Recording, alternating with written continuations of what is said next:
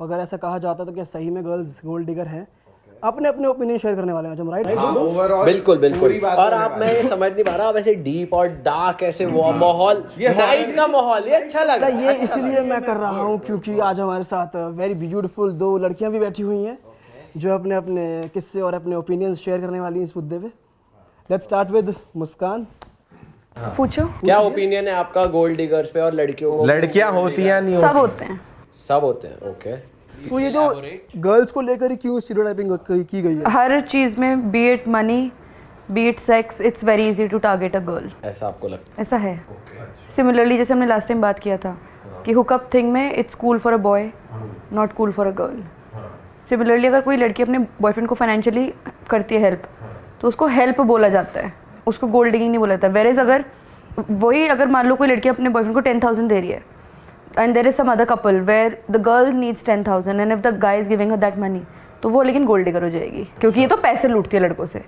But लड़के ने लिए यार, उसकी मजबूरी होगी, उसको हेल्प चाहिए। ओह, ये बहुत अच्छी पॉइंट। ये नया पॉइंट है। This is and it makes sense, I guess. Absolutely it does. What about you, Khushi? What is your take on this? What to say? It's okay to take help. It's not like gold digger, कौन किसको पालता है. It's not about that. It's like कोई भी help ले सकता है. I have never seen this case with me. It's totally, I don't know about this concept. Maybe she will.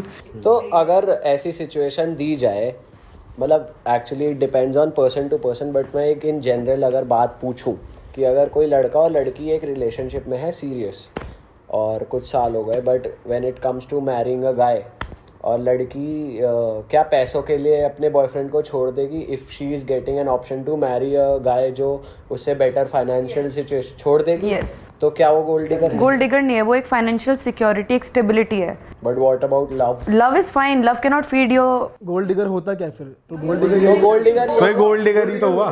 मतलब अगर 2,000 रुपीज़ की चीज़ अफोर्ड कर रहे हो और तुम्हारी फैमिली का भी वही स्टेटस है, सो डू नॉट एक्सपेक्ट कि 2 लाख का बैग फ्रॉम अ बैग। देख, अगर तुम छोड़ दोगे पैसे वाले बंदे के लिए अपने करंट बॉयफ्रेंड को, तो ये क्या है? ये गोल्ड डिगर पना नहीं तो ये फाइनेंशियल स्टेबिलिटी। यू सेड कि if the present boyfriend is not stable, in that case हाँ, but you are having a relationship which is quite solid and अब टाइम आ गया शादी करने का। So you can not feed your kids with a relationship. You can not send them to the school with a relationship. ठीक है, and your आपके family की तरफ भी आपकी एक रिस्पॉन्सिबिलिटी है। पेरेंट्स ने आपको इतना बड़ा करा है तो they will not want, and I don't think any parent in the world will be happy अगर उनका बच्चा किसी अनस्टेबल एनवायरनमेंट में जा रहा है, क्योंकि हर पेरेंट अपने बच्चे को एक बहुत सेफ और सिक्योर एनवायरनमेंट में रखता है, और कोई भी पेरेंट इस चीज़ में खुश नहीं होगा कि आपका बच्चा। यार वो पेरेंट्स की वो है, तुम्हारी हमारी भी एक मॉरल रिस्पॉन्सिबिलिटी है पेरेंट्स वो भी तो होता है कि अगर तू किसी मतलब जो फाइनेंशियली इतना नहीं है, बिकॉज पेरेंट्स मानेंगे ही नहीं पहली बात, and I don't want to fight with my parents for simply a guy. अब देख यहाँ पे ना 2 बातें हो रही हैं। एक, जैसे तूने बोला कि यार मतलब तूने पहले बोला था कि अगर कोई बंदा स्टेबल नहीं है फाइनेंशियली तो मैं उसके साथ स्टार्ट ही नहीं करूंगी, मैं उसके पास मैं होप्स नहीं दूंगी। But that is a different thing. जो अभी बात हो रही है situation is if you love a guy and he is not that much rich, और तुझे एक बंदा दिखता है जो थोड़ा सा रिच है as compared to your current boyfriend, तो you would leave that guy for him. तो this comes under being a gold digger. But तू सीरियस है उस बंदे के साथ? Gold digger for sure. This is not a gold digger. Sir क्या होता है फिर? दिस इज आगे के लिए future stability. What's wrong in that? अगर तू ये बोल रही है ना, for example if you are saying कि यार मुझे अपना बंदा बनाना है and I will make sure कि वो financially. No, I will not make a new boyfriend for money. I am not saying कि तेरा एक ऑलरेडी बॉयफ्रेंड है। तूने भी बोला ना कि अगर कोई बंदा मैं किसी को डेट करने वाली, फॉर एग्जांपल नॉट यू, कोई भी बंदी अगर या कोई बंदा भी कोई बंदी डेट करना जा रहा है, तो वो देख रहा है वो फाइनेंशियली कितना स्टेबल है नहीं है, तो I will go for it. I think अगर लड़कियां पैसा देखते तो लड़के भी गर्ल्स का लुक्स देखते हैं, बिकॉज आई डोंट थिंक किसी भी, आई am not body shaming anybody, but below average लड़की को बॉयज, मतलब फर्स्ट लड़के को अट्रैक्शन लड़की को देख के ही होता है फिजिकल अपीयरेंस से। सिमिलरली लड़के भी लड़के की तरफ एक यही होता है कि how he is carrying himself, what he has, what he holds back, being a man. That word being a man, that brings a lot of responsibility. And simple सी बात है, if my man being man, ठीक है, शादी के बाद तो he is the man of my life. शादी से पहले my father is the man in my life.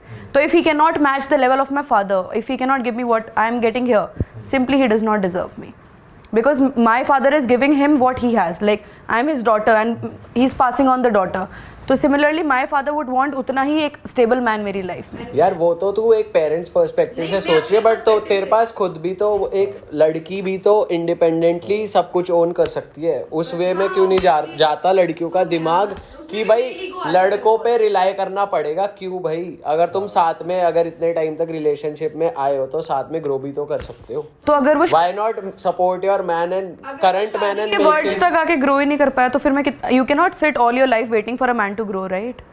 So basically because you said this thing कि अब आप शादी के उस पे हो वर्ड्स पे. तो you do not believe this fact कि अगर तुम किसी को डेट कर रहे हो 4-5 साल से, अगर इतना लंबा मेरा रिलेशनशिप रहा है और वो इतने लंबे टाइम में ग्रो नहीं कर पाया तो अब वो शादी के वर्ड्स पे क्या ग्रो करेगा सडनली?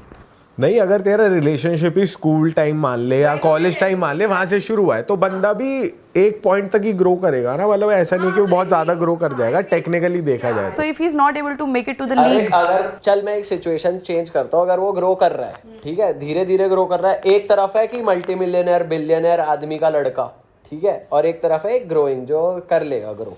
तुझे लग रहा है, श्योरिटी है, तुझे लग रहा है, तुझे भरोसा है, तू पॉजिटिव है इसको पर एक तरफ बनी बनाई रोटी मिल रही है, एक तरफ थोड़ा सा आटा वाटा गूंद के एक रोटी बनानी पड़ेगी, मेहनत की रोटी. अगर सर्टेनिटी है फिर तो कोई नहीं छोड़ेगा, पर अगर अनसर्टेनिटी है देन तो उस केस में लड़कियां क्या करेंगी?